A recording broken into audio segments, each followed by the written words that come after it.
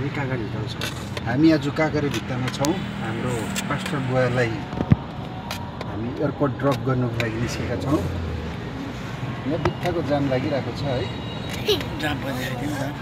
ठिकको traffic हो। यहाँ हामी थुप्रै छौँ है। हामी यहाँ छौँ, म यहाँ छु। छैन छ,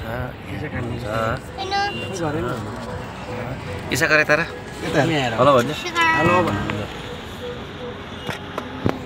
त्यो भेन्यु त अगाडि मजाले गयो छेउछेउमा। जो भिडियो कन्टिन्यू भयो। हामी काँगरी भित्ताको यो देख्नुहुन्छ गेटपोर्ट अब नेपाल छिर्यो।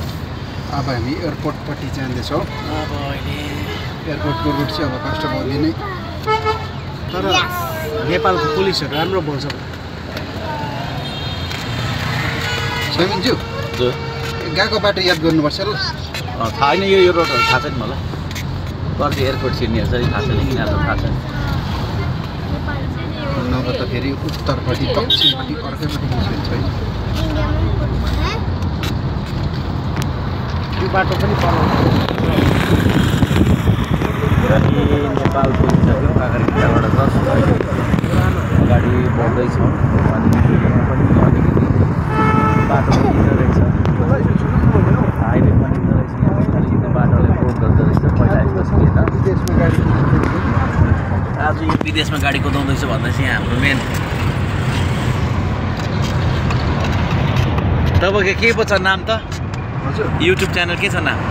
कुनाल नाजिमारी नै छ। कुनाल नाजिमारी हम नहीं सुध्रेंगे। उहाँको चाहिँ थिम चाहिँ त्यो छ। प्रोमो कोड चाहिँ त्यो हो, हम नहीं सुध्रेंगे।